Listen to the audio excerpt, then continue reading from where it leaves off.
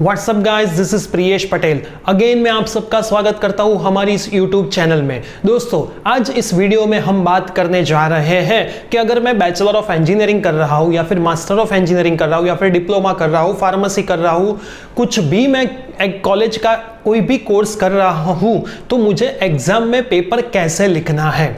दोस्तों, इससे पहले अगर आपने मेरा एक वीडियो नहीं देखा है कि पूरे सेमेस्टर में सब्जेक्ट की प्रिपरेशन कैसे करें, तो इस वीडियो को आप वो आई बटन में जाके देख सकते हो, क्योंकि पेपर देने से पहले आपको उसकी प्रिपरेशन, वो जो सब्जेक्ट्स होते हैं उसकी प्रिपरेशन बहुत इंपॉर्टेंट होती है, क्योंकि जब आप प्रिपरेशन करोगे तब जाके पेपर में लिख पाओगे। अगर आपकी कोई प्रिपरेशन होगी नहीं तो आप पेपर में कैसे लिखोगे। तो मैं आपको रिक्वेस्ट करता हूं कि पहले वो वीडियो देखिए कि पेपर में जाने से पहले जो हमारे सेमेस्टर के सब्जेक्ट्स हैं वो कैसे प्रिपेयर करें, बाद में इस वीडियो को देखिए। और दोस्तों, आप इस चैनल में नए हैं तो चैनल को सब्सक्राइब कर दीजिए, इस वीडियो को लाइक बटन प्रेस कर दीजिए और बाजू में जो नोटिफिकेशन बेल है उसको भी प्रेस कर दीजिए। सो इन फ्यूचर मैं इसी तरह से कोई भी वीडियो अपलोड करूं तो उसकी आपको नोटिफिकेशन मिलती रहे।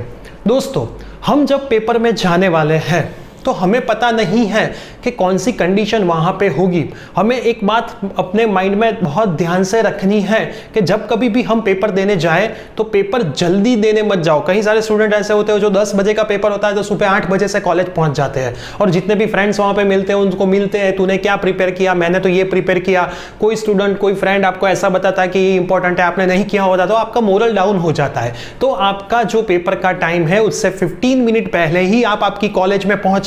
सो कोई फ्रेंड से मिले भी मत, क्योंकि कभी कभी ऐसा हो जाता है कि फ्रेंड्स हमको डीमोटिवेट भी कर देते हैं, बोलते हैं कि कल पेपर आ गया था, ये क्वेश्चन था, शायद आपने पेपर नहीं देखा होगा, वो पेपर तो पूछा ही नहीं होगा, कुछ नया आया होगा, कुछ फेक न्यूज भी हो सकती है। तो टाइम टू टाइम आप पेपर देने के लिए जाए, और जब कभी भी आपका पेपर खत्म भी हो दोस्तों, तो किसी से मिले मत, सीधा आप घर आए, किसी से मिलके पेपर सॉल्व मत कीजिए कि इसमें क्या आंसर आता था, इसमें क्या आंसर आता था। आप खुद भी घर आके बुक में से देखे मत कि पेपर में जो क्वेश्चन पूछे थे उसके आंसर क्या थे। तो ये तो बात हुई दोस्तों पहली कि जल्दी कॉलेज नहीं जाना है और खत्म होने के बाद जल्दी घर वापस आ जाना है। अब एक मोस्ट इंपॉर्टेंट बात जो आपको नहीं पता होगी, आपको 2 पेन का यूज करना है, एक ब्लू पेन और एक ब्लैक पेन। ब्लैक पेन का यूज आपको टाइटल लिखने के लिए करना है और ब्लू पेन का यूज आपको जो आंसर है पूरा वो लिखने के लिए करना है। आपके माइंड में क्वेश्चन जरूर होगा कि सर ब्लैक पेन पेपर में नहीं यूज हो सकती, कॉपी के कंसीडर में आ जाएगा। नहीं दोस्तों, ऐसा कुछ नहीं है। मैंने खुद मेरे बैचलर ऑफ इंजीनियरिंग में, मास्टर ऑफ इंजीनियरिंग में और बीएड में ब्लैक और ब्लू पेन का यूज किया ही किया है, प्लस फिगर के लिए पेंसिल का यूज किया है। मेरे बहुत सारे स्टूडेंट्स जो मेरे पास पढ़ते हैं वो खुद भी ब्लैक और ब्लू पेन का यूज करके यूनिवर्सिटी में अच्छे रैंक ला रहे हैं। तो फर्स्ट थिंग याद रखो कि क्वेश्चन का टाइटल लिखने के लिए हम ब्लैक पेन यूज करेंगे, फिगर के लिए पेंसिल यूज करेंगे, और जो आंसर हमको लिखना है उसके लिए हम ब्लू पेन का यूज करेंगे। दूसरी चीज, आप जो कोई भी बुक में से पढ़ते हो, कोई भी रेफरेंस बुक है या पर जीटीयू कोई भी बुक है दोस्तों, उसमें पैराग्राफ वाइज शायद आंसर दिए हैं, तो आपके माइंड में ऐसा एक इमेज बन जाता है कि मुझे पैराग्राफ वाइज ही लिखना है। बट नहीं दोस्तों, आपको पैराग्राफ वाइज नहीं लिखना है, आपको वहां पे पॉइंट टू पॉइंट आंसर लिखने हैं। बहुत छोटा सा आपको आगे पॉइंट करना है, पॉइंट वाइज आंसर लिखने हैं। प्लस एक चीज, एक पॉइंट और दूसरे पॉइंट के बीच में आपको एक लाइन भी वहां पे छोड़नी है, क्योंकि जब कभी भी हमारा माइंड कैसा है कि कोई अच्छी चीज देखता है तो हमको अच्छा लगता है, वैसे ही जो पेपर चेक करने वाला सुपरवाइजर होगा उसको भी अगर अच्छा दिखेगा तो वो ज्यादा मार्क वहां पे दे सकता है। आप कैसे उसको प्रेजेंट करके हो, प्रेजेंटेशन के मार्क्स ही पेपर में बहुत ज्यादा है। कंटेंट पढ़ने वाले फैकल्टीज बहुत कम है दोस्तों, पूरा पेपर पढ़ने से चेक करेंगे तो बहुत टाइम लगेगा। मोस्टली आपने कैसे प्रेजेंट किया है वो चेक करके ही मार्क मिलते हैं, थोड़ा बहुत ही फैकल्टीज पढ़ते हैं। दूसरी चीज, जो भी पेज है उस वो पेज में आप ऊपर 2 लाइन और नीचे 2 लाइन भी छोड़ दो। देखो मैं आपको दिखाता हूं, मेरे पास एक है, ये कोई भी पेज आप मान लो आपकी सप्लीमेंट्री का पेज है, तो ऊपर से आपको 2 लाइन छोड़ देनी है, नीचे से भी आपको 2 लाइन छोड़ देनी है। प्लस यहाँ पे पॉइंट लगाना है, इसके आगे पॉइंट वाइज लिखना है, एक पॉइंट के बीच में एक लाइन छोड़ देनी है। दूसरी चीज, बहुत सारे स्टूडेंट्स मैंने देखे हैं जो जैसे ही सप्लीमेंट्री आती है स्केल और पेंसिल से लाइन ड्रॉ करने लगते हैं, यहाँ पे एक अलग से लाइन ड्रॉ करते हैं, यहाँ पे भी लाइन ड्रॉ करते हैं। ऐसा आपको कुछ करना नहीं है दोस्तों। ये जो लाइन है इसके अंदर ही आपको जो स्केल दिया है उसके अंदर ही आप पॉइंट लिखें, इसके अंदर ही आप क्वेश्चन का टाइटल लिखें, और यहाँ पे आपको एक लाइन हर बार दिखी होगी, यहाँ पे भी इस पेज पे भी आपको एक लाइन थोड़ी थोड़ी पीछे के पेज की दिखती होगी, तो उसके अंदर कुछ भी आपको जाने देना नहीं है, मतलब इसके बीच में ही आपको लिखना है। जो भी क्वेश्चन दोस्तों आप लिख रहे हो उसका टाइटल यहाँ पे बहुत बड़ा लगाओ, टाइटल बहुत बड़ा लगाओ, यहाँ पे वापस छोटा टाइटल लिखो, जो भी क्वेश्चन आप लिखने वाले हो उसको शॉर्ट में वहां पे लिखो। जैसे आपको कुछ एक्सप्लेन करना है, एक्सप्लेन ABCD ऐसा कोई क्वेश्चन है with advantage disadvantage and figure, तो आप वहां पे इतना ही लिखो, explain ABCD with figure, that's it. पूरा क्वेश्चन वहीं पे आपको डिनोटेट करने की जरूरत नहीं। कोई सम लिख रहा है तो टाइटल मारो सम, ओनली सम, पूरे सम की जो गिवन है वो पूरा गिवन लिखने की वहां पे जरूरत है नहीं दोस्तों। अभी दोस्तों नया क्वेश्चन नए पेज पे तो लिखना है, वो तो हमको पता ही है, लेकिन जो सब क्वेश्चन होते हैं उसको भी नए पेज के ऊपर ही आप लिखो। मतलब कोई भी नया क्वेश्चन आप शुरू कर रहे हो, पूरा क्वेश्चन का सब क्वेश्चन भी है या कुछ भी क्यों ना है, कुछ नया लिखने की शुरुआत करते हो तो आप न्यू पेज से ही करो। और क्वेश्चन के अंदर अगर फिगर आती है तो फिगर का टाइटल लिखो, एक्सप्लेनेशन आती है तो एक्सप्लेनेशन का टाइटल लिखो, वर्किंग आता है तो वर्किंग ऐसा टाइटल लिखो, एडवांटेज आते हैं तो एडवांटेज लिखो, डिसएडवांटेज आते हैं तो डिसएडवांटेज, इतने हर टाइटल लिखो और टाइटल के नीचे अंडरलाइन करके ही पॉइंट वाइज आपको लिखना है। ऐसे ही पूरा क्वेश्चन ऐसे ही आपको नहीं लिखने देना है। दूसरी चीज दोस्तों, मैंने बहुत सारे स्टूडेंट्स को देखा है कि जो क्वेश्चन आता है उसमें बहुत पेजेस पढ़ते हैं, नहीं आता उसमें कम ही लगते हैं, तो ऐसा नहीं करना है। आप जो क्वेश्चन लिख रहे हो उसके मार्क्स बाजू में पेपर में लिखे होते हो, मार्क्स देखो। अगर 3 मार्क का क्वेश्चन है तो 3 मार्क के क्वेश्चन में maximum 2 pages are enough, 1.5 pages भी इनफ है। 7 मार्क्स का क्वेश्चन पूछते हैं तो 3 पेजेस इनफ है। तो दोस्तों आप कंटेंट पे मत जाओ, मार्क देखो, मार्क से कितना पूछा है उतना ही लिखना है। अगर आप 3 मार्क के क्वेश्चन में 3 पेज भी भर दोगे तो आपको 4 मार्क नहीं मिलने वाले हैं। फिर जाके क्या होगा कि पूरे टाइम मैनेजमेंट में हमारा क्वेश्चन पेपर पूरा होगा नहीं, फिर टाइम कम पड़ेगा, 2-3 क्वेश्चन छूट जाएंगे, तो उसमें नुकसान हमारा ही जाने वाला है। तो दोस्तों ऑलवेज क्वेश्चन के बाजू में मार्क्स देखो, मार्क्स कितने हैं उसके मुताबिक आंसर लिखो। दूसरी चीज दोस्तों, कुछ ना कुछ लिखो। जो भी क्वेश्चन पेपर में पूछा है अगर आपको आता है तो अच्छे से जितने मार्क्स है उतना लिखो, अगर नहीं भी आता है तो जितना कुछ उस चैप्टर का आपको याद है, क्योंकि एक बात सीधी है, ब्लैंक छोड़ के आओगे तो उसमें आपको कुछ नहीं मार्क मिलेंगे। कुछ ना कुछ लिखा है तो शायद से हाफ मार्क या 1 मार्क मिल जाए, शायद से 22 हो रहे हैं, 23 के लिए 1 मार्क कम हो रहा है और वो क्वेश्चन आपने लिखा है उसका आंसर लिखा है तो आपको शायद वहां से हाफ मार्क मिल जाए तो भी 23 हो जाए। तो एक बात आपके माइंड में याद रखो कि आपको पूरा पेपर अटेम्प्ट करना है, कुछ ना कुछ लिखना है। अटेम्प्ट मतलब खाली क्वेश्चन नहीं लिखना है, कुछ ना कुछ आपको अंदर लिखना ही है। ये गुरु मंत्र आप आपके माइंड में फिट कर दो कि ऑलवेज आपको किसी भी कंडीशन में पेपर कैसा भी क्यों ना आए, टफ, इजी या मीडियम, हार्ड, कैसा भी क्यों ना है, आपको पूरा पेपर अटेम्प्ट करना ही करना है। दूसरी चीज मैंने ये बोला टाइम का, आप एक वॉच लेके जाओ, पेपर में चल रही है ऐसी वॉच, खाली दिखाने के लिए वॉच नहीं, जो चल रही हो अच्छे से आपको टाइम दिखा रही हो, क्योंकि पेपर इंपॉर्टेंट है, पूरे टाइम टू टाइम में खत्म हो जाए, बाद में आपको 5 मिनट ऐसे मिले कि जिसमें आप स्टेपलर या फिर आपको थ्रेड लगानी है थ्रेड लगा सको और वापिस एक बार देख लो पेपर में कोई गलती नहीं हुई ना। गलती मतलब क्वेश्चन लिखने में, क्वेश्चन का नंबर दिखने में कोई गलती नहीं, कहां पे कोई क्वेश्चन लिखना रह नहीं गया, ऐसे आप लास्ट 5 मिनट में देख सकते हो। जो आपकी सप्लीमेंट्री हो आपने line by line he thread से बांधी है, स्टेपलर लगाया है, ये आपको एक खास बात याद रखनी है। दूसरी एक खास बात दोस्तों, थ्रेड और सब पेपर्स में आया अपने स्टेपलर का, तो मैं बोलता हूं कि स्टेपलर पिन ही लगा दो। ऐसा कुछ नहीं होता कि सर को लगेगा तो कम मार्क। बहुत सारे स्टूडेंट बोलते हैं कि सर जो स्टेपलर लगाते हैं तो पीछे सर को लगेगा तो 2-3 मार्क्स कम मिलते हैं। दोस्तों ऐसा नहीं है, मोस्टली ऑनलाइन पेपर चेक होते हैं, ऑनलाइन पेपर में ऐसा कोई नहीं देखता आपने थ्रेड लगाई है या फिर पिन लगाई है, तो आप स्टेपलर ही लिखो। विदिन 2 या 3 सेकंड आप स्टेपलर फटाफट मार सकते हो और थोड़ी ज्यादा स्टेपलर मारो आगे पीछे, सो पेपर कहीं से मिस ना हो। और जितने भी आपने सप्लीमेंट्री ली है extra, line by line he attach की है, वो देख लो, आगे उसका टोटल लिखना बहुत जरूरी है। जब कभी भी आपकी सप्लीमेंट्री मिस हो जाती है तब आपको वो काम में आएगा। प्लस आपके सप्लीमेंट्री का जो नंबर है वो नंबर आप आपकी रिसिप्ट में लिखते हो तो वो नंबर भी लिखना बहुत दोस्तों जरूरी है। जब कभी भी रीचेकिंग करवाना है तो सप्लीमेंट्री का नंबर नहीं होगा तो आपको रीचेकिंग करने में भी दिक्कत आ सकती है। और पेपर खत्म होने के बाद आपकी रिसिप्ट संभाल के रखो, मिस मत कर दो। एक ऐसी फाइल रखो जिसमें सारी रिसिप्ट आपने रखी हो, सो कभी भी रिसिप्ट की जरूरत कहां पड़े, किसे पड़े, किसी को पता नहीं है, तो हमारे पास होगी तो हम उसका यूज कर सकेंगे, नहीं होगी तो आप प्रॉब्लम में आ सकते हो। दूसरी चीज दोस्तों, पेपर पूरा खत्म हो गया, हमें इंपॉर्टेंट पॉइंट्स को हाईलाइट करना है। इंपॉर्टेंट पॉइंट को हाईलाइट हम पेंसिल से ही करेंगे। इसकी वजह क्यों है कि दोस्तों जब फैकल्टी कोई पेपर देखता है तो वो पूरा नहीं पढ़ता है, उसको जो इंपॉर्टेंट है वो देखना होता है। अगर हम ही उसको दिखा देंगे, बहुत छोटी छोटी हाईलाइट्स करो या फिर स्केल से लाइन ड्रॉ करो, सीधी लाइन ड्रॉ करोगे तो सीधी नहीं जाएगी, तो स्केल रखो फटाफट, जो जो इंपॉर्टेंट है ऐसा नहीं है कि पूरा क्वेश्चन ही हाईलाइट कर दो, जो आंसर लिखा है पूरा हाईलाइट कर दो। आंसर में ऐसे 2-3 टॉपिक आप फाइंड करो जो हाईलाइट करो, या फिर इतने वर्ड फाइंड करो जो हाईलाइट करो कि सर की नजर वहां पे ही जाए और उतनी लाइन ही सर पढ़े जो आपको लगता है कि ये सर को मुझे दिखानी है, मैंने पूरी 100% राइट लिखी है, बाकी के मैंने भले गप्पे मारे हैं लेकिन जो मैंने राइट लिखा है वो मुझे सर को दिखाना है। तो हाईलाइट करने की प्रैक्टिस रखो और क्वेश्चन खत्म होने के बाद, सारे क्वेश्चन खत्म होने के बाद भी कर सकते हो, और एक क्वेश्चन खत्म हो उसका हाईलाइट खत्म कर दो वहां पर, तो बाकी लास्ट में आपको कोई टेंशन रहे नहीं। तो हाईलाइट मस्ट इंपॉर्टेंट है, लेकिन हाईलाइट करने में ध्यान रखना है कि पूरा आंसर आप हाईलाइट मत करो, उसमें जो 2-3 चीजें आपको सर को दिखानी है वही आपको हाईलाइट करनी है।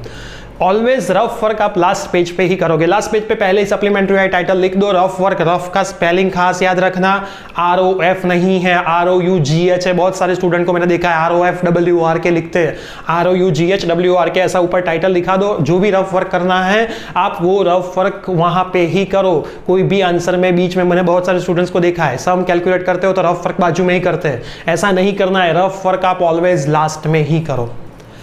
प्लस दोस्तों जो भी क्वेश्चन आप लिख रहे हो, मैं ऐसा बोलता हूं कि आप लाइन वाइज लाइन ही लिखो। Question 1 first, 2, 3, 4 and 5। ऐसा नहीं कि क्वेश्चन 1 का एक आंसर लिखा, फिर क्वेश्चन 5 का लिखा, फिर क्वेश्चन 1 का वापस दूसरा लिखा, 3 का लिखा। तो ऐसे में आपके मार्क्स 100% कम मिलेंगे। आपने सही भी लिखा होगा तो भी जो चेक करने वाला सर है वो आपको मार्क्स कम ही देगा, क्योंकि उसके माइंड में इंप्रेशन नहीं पड़ेगी अच्छी, उसको कंटाला आएगा पेपर चेक करने में कि ये क्या किया, पहले क्वेश्चन 1 लिखा, 5 लिखा, वापस 1 आता है। तो लाइन बाय लाइन लिखो। मैं ये बोल रहा हूं तो आपके माइंड में क्वेश्चन आया कि सर मुझे अगर नहीं आ रहा है, क्वेश्चन 1 का एक ही आ रहा है, दूसरा नहीं आ रहा है, लेकिन मुझे ऐसा लग रहा है कि लास्ट में मुझे आ गया है, या फिर मुझे उसमें थोड़े बहुत गप्पे मारने, तो मैं क्या करूं? तो दोस्तों वहां पे आप पेज ब्लैंक छोड़ दो ना। क्वेश्चन 1 A लिखा, B नहीं आ रहा है, C आ रहा है, तो B के लिए 2 या 3 पेज आपको लग रहा है कि इतने मार्क्स है, इसके लिए इतने पेज मुझे चाहिए, तो वहां पे ब्लैंक छोड़ दो, सीधा क्वेश्चन नंबर C लिख दो, तो लाइन बाय लाइन रहेगा। अगर पेज ब्लैंक भी छोड़ते हो वहां पे, आप बाद में आपको नहीं आंसर आता है तो वो पेज पे लाइन ड्रॉ कर दो पेंसिल से। ऐसे आप लाइन ड्रॉ कर दोगे तो सर को पता चल जाएगा उसने ब्लैंक पेज छोड़े थे, फिर कुछ नहीं लिखा, तो सर आगे चेक करेंगे। दूसरी चीज, ब्लैंक पेज जब भी छोड़ते हो तो आप मार्क्स के हिसाब से एक पेज ज्यादा ही छोड़ो, क्योंकि कई बार ऐसा होता है कि लास्ट में हमको पता चल जाता है लेकिन फिर पेज कम पड़ते हैं, फिर एक ही पेज में बहुत सारा लिखने के लिए इतना हम नजदीक लिखते हैं कि पेपर चेक करने वाले को वापिस वही प्रॉब्लम कि कुछ दिखता नहीं और अच्छे से वो पेपर नहीं चेक कर सकता। दूसरी चीज दोस्तों, जो भी फिगर वाले क्वेश्चंस है जिसमें आंसर में फिगर आती है तो वो तो आप अच्छे से रेडी करिए, क्योंकि जितने भी फिगर वाले आंसर है उसमें फैकल्टी ओनली फिगर्स ही देखती है और आपको मार्क मिल जाते हैं। तो फिगर जितने भी है पेंसिल से ड्रॉ करिए, उसके जो उसको नोटेशन आपको लिखने हैं अच्छे से नोटेशन करिए। नोटेशन आप पेन से लिख सकते हो, लेकिन फिगर बहुत अच्छे से, जो पेज में आप फिगर ड्रॉ करो, ग्राफ ड्रॉ करो, उस पेज में टाइटल ऊपर लिखो फिगर, जो फिगर है उसके नीचे स्क्वायर ब्रैकेट में फिगर का नाम लिखो, बस उससे अलावा कुछ नहीं लिखना है। फिगर ऑलवेज पेपर के बीच में ही लिखो, बहुत अच्छे से फिगर ड्रॉ करो। बहुत स्टूडेंट छोटी छोटी फिगर ड्रॉ करते हैं, मुझे देखा है मैकेनिकल में बॉयलर्स आते हैं, इतनी छोटी फिगर के पूरे पेज में फिगर भी आ जाए, पूरा आंसर भी आ जाता है। ऐसा नहीं करना दोस्तों, पूरे पेज में अच्छे से मस्त फिगर बनानी कि फिगर देख के ही सर वहां पे पूरे मार्क दे दे। और फिगर ऑलवेज पेंसिल से, ग्राफ जितने भी आप ड्रॉइंग कर रहे हैं पेपर में वो सब आपको पेंसिल से ही करने हैं। एक और बात दोस्तों कि आपको पूरा पेपर, जैसे आप फर्स्ट क्वेश्चन का आंसर लिख रहे हो, जैसे आपके हैंड राइटिंग है लास्ट पेज तक आपके हैंड राइटिंग वही ही होने चाहिए। इसीलिए आपको टाइम मैनेजमेंट से जाना पड़ेगा, क्योंकि बहुत बार कैसा होता है कि धीरे धीरे लिखने से लास्ट में टाइम नहीं बचता, फिर हम जल्दी से लिखने के लिए हमारे हैंड राइटिंग बिगाड़ देते हैं। तो ऐसा नहीं करना। फर्स्ट पेज में जैसे आपके हैंड राइटिंग है लास्ट पेज तक, या फिर कोई क्वेश्चन आपको नहीं आता है उसमें आप गप्पे मार रहे हो तो भी उतने ही मस्त हैंड राइटिंग से गप्पे मारने हैं जितने मस्त हैंड राइटिंग से आपने जो क्वेश्चन का आंसर आता है वो लिखा है। दूसरी चीज, जब कभी भी हमको सम नहीं आता है पेपर में तो सम का गिवन डेटा लिखो, उस चैप्टर से जो भी इक्वेशन आपको पता है वो इक्वेशन लिखो और कुछ ना कुछ करके आओ। कुछ भी ब्लैंक कभी मत छोड़ो। मैं ऐसा बोलता हूं ब्लैंक कभी मत छोड़ो। तो स्टूडेंट क्या करते हैं, वो जो सम होता है उसके जो गिवन देते हैं वो पूरा लिख के आते हैं। ऐसा नहीं करना है दोस्तों, उसमें तो कुछ नहीं मार्क मिलेगी, लेकिन उसमें से आप डेटा फाइंड करो, डेटा लिखो, इक्वेशन लिखो, कुछ इक्वेशन में वैल्यू रखो, जो भी आंसर आए वो इंपॉर्टेंट नहीं है, कुछ लिखना इंपॉर्टेंट है। दूसरी चीज दोस्तों कि क्वेश्चन आपको परफेक्ट पढ़ना है। कई बार ऐसा हो जाता है मांगा कुछ अलग होता है, हम जल्दी जल्दी में लिख के कुछ अलग आते हैं। तो ऑलवेज क्वेश्चन 5 बार पढ़ो, क्या उन लोगों ने मांगा है आंसर में वही लिखना है, उससे अलावा कुछ नहीं लिखना है। अगर वर्किंग मांगा है तो वहां पे एडवांटेज डिसएडवांटेज नहीं ही लिखने हैं, उसकी कोई वैल्यू नहीं है। उन लोगों ने बोल दिया है कि वर्किंग लिखो तो फिर एडवांटेज डिसएडवांटेज के मार्क नहीं मिलेंगे आपको, वर्किंग के ही मार्क मिलेंगे। सो प्रॉपर क्वेश्चन 5 बार पढ़ो, बाद में ही उसका आंसर दो। और जब कभी भी आप पेपर में ही आंसर शीट आपकी जो इसमें पेपर के क्वेश्चन लिख रहे हो तो 2 बार उसको को देखो कि क्वेश्चन नंबर आपने सही लिखा है ना, क्योंकि बहुत बार क्वेश्चन नंबर जल्दी जल्दी में गलत लिख देते हैं, या फिर सब क्वेश्चन होता है तो वो नहीं लिख सकते। क्वेश्चन 1 में ए और बी है तो क्वेश्चन 1 ही लिखते हैं, ए है कि बी है, तो सर को कैसे पता चलेगा कौन सा लिखा है। तो जो क्वेश्चन नंबर है वो कंप्लीट वहां पे आपको लिखना बहुत जरूरी है दोस्तों। 5 बार देखो, इसके लिए वापस लास्ट में 5 मिनट रखो, हर बार क्वेश्चन देख लो पेपर में। 1A सेम ही है, 2A उसका भी रोमन में लिखा है 1, तो 2A उसमें रोमन में 1 आपको लिखा है। जैसे भी जितने भी सब क्वेश्चन आपने लिखा है, इसलिए मैं बोलता हूं कि हर एक क्वेश्चन नए पेज से लिखो, तो आपको वो क्रॉस वेरीफाई करने में भी जल्दी हो जाएगी, क्रॉस वेरिफिकेशन में टाइम नहीं बिगड़ेगा। और दोस्तों आपको लगता होगा कि ऐसे लिखने से तो सर बहुत सारे पेज हो गए, आपने बोला ऊपर से 2 लाइन, नीचे से 2 लाइन, पॉइंट वाइज लिखो, हर एक क्वेश्चन नए पेज से, सब क्वेश्चन, तो इसमें आपको क्या प्रॉब्लम है? आप ऑलरेडी कुछ पे कर रहे हो एग्जाम देने के लिए हर एक सब्जेक्ट्स वाइज, तो अच्छा पेपर लिखोगे, थोड़े मार्क्स ज्यादा आएंगे तो आपको कोई दिक्कत नहीं। और ब्लैक और ब्लू पेन से लिखने में भी टाइम आपका वेस्ट नहीं होगा, पेपर शांति से खत्म हो जाएगा। मैंने खुद किए, मेरे सारे स्टूडेंट्स भी पेपर टाइम टू टाइम खत्म कर देते, लेकिन एक टाइम मैनेजमेंट में आपको जाना होगा। आपको पता है कि आपके पेपर में 5 क्वेश्चन होते हैं, आपको 2.5 आवर मिलती है, तो 2.5 आवर में से 10 मिनट आप निकाल दो लास्ट की, जो रिवीजन करना है पूरा पेपर का, उसके अलावा जितने भी मिनट्स है उसको आप डिवाइड कर दो बाई 5 में। तो आप ऐसे इंटरवल में आप टाइम में काम करो कि फर्स्ट क्वेश्चन पूरा करने में मुझे इतना टाइम मिल रहा है, मिनिमम 20 मिनट्स मिल रहे हैं, तो 25 तक मैं जा सकता हूं। 25 पहुंचा तो क्वेश्चन की लेंथ कम कर दो, क्योंकि पूरा पेपर अटेम्प्ट करना जरूरी है। हर एक क्वेश्चन आप 3 क्वेश्चन लिखो, उसकी लेंथ अच्छे से लिखो, या फिर 5 क्वेश्चन लिखो और सब में थोड़ी थोड़ी लेंथ कम कर दो, तो बेनिफिट 5 क्वेश्चन और थोड़ी थोड़ी लेंथ कम है उसमें मिलेगा, क्योंकि जहां पे आपने 2 क्वेश्चन छोड़ दिए है उसके तो आपको कुछ भी मार्क नहीं मिलने वाले हैं। तो आप माइंड में ऐसी बात याद रखो कि आपको पूरा पेपर अटेम्प्ट करना है, आए या फिर ना आए। दोस्तों हर एक कंडीशन में पेपर लिखना सीख लो, क्योंकि जब आप पेपर देने जाओगे आपको नहीं पता होगा कि कहां पे आपका नंबर आएगा, बेंचेस कैसी होगी, आपके ऊपर पंखा होगा, लाइट होगी, अंधेरा होगा, उजाला होगा, प्रॉपर लाइट आ रही होगी, बाजू में से किसी का अगर मैरिज जा रहा है, कॉलेज ऐसी जगह पे है तो बहुत सी आवाज भी तब आएगी। तो आपको हर एक पॉसिबिलिटी में, हर एक एटमोस्फियर में सेट होना है। तो पहले से जब आप प्रिपरेशन करो तो यही एटमोस्फियर में प्रिपरेशन करो कि कुछ भी हो सकता है पेपर में जाके। फिर ऐसा नहीं बोलना है कि बाजू में बहुत शोर हो रहा था, बच्चे बाहर ग्राउंड पे खेल रहे थे तो मेरा कंसंट्रेशन नहीं रहा, मुझे कुछ याद नहीं आया। और दोस्तों एक बात याद रखो, आपका पेपर जब आपके हाथ में आता है तो आपको दिखेगा कि टफ है कि इजी है कि मीडियम है। बहुत बार पूरा पेपर भी टफ होता है, तो उस टाइम आप आपकी हिम्मत मत हारो। माइंड में ऐसा याद रखो कि मैं पूरा पेपर अटेम्प्ट करने वाला हूं। धीरे धीरे सब क्वेश्चन अटेम्प्ट करके जाओ, जितना आता है उतना लिखो, क्योंकि आप जब घबरा जाओगे, डर जाओगे, तब भी आप वहां पे ही फेल हो गए हो। अगर आपके अंदर थोड़ा बहुत डर नहीं रहेगा कि पेपर भले ही टफ आया, जब पेपर टफ आता है तो चेकिंग थोड़ा इजी होता है, तो उसका आप बेनिफिट ले सकते हो। लेकिन आपने जब कुछ लिखा होगा तो ही उसका बेनिफिट मिलेगा, आपने पूरा ब्लैंक रखा होगा तो आपको बेनिफिट नहीं मिलेगा।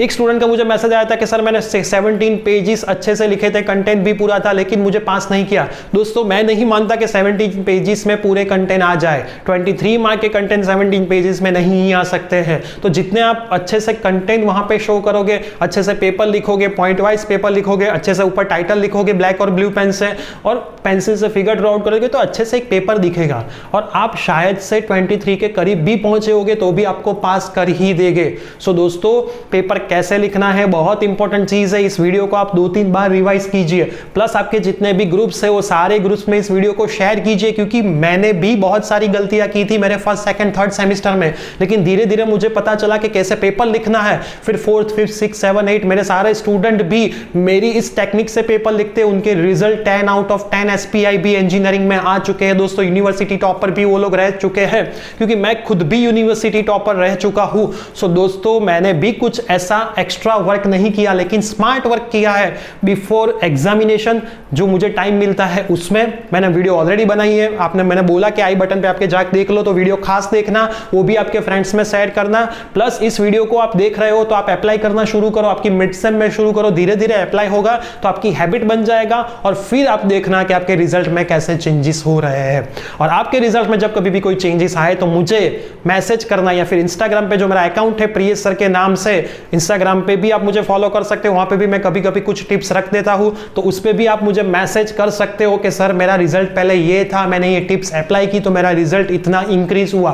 अभी भी आपको एग्जाम रिलेटेड कोई भी क्वेश्चन है तो भी आप मुझे इंस्टाग्राम पे पूछ सकते हो मेरे आईडी पे कि सर इस क्वेश्चन में मैं क्या करूं, इस सिचुएशन में मैं पेपर कैसे लिखूं।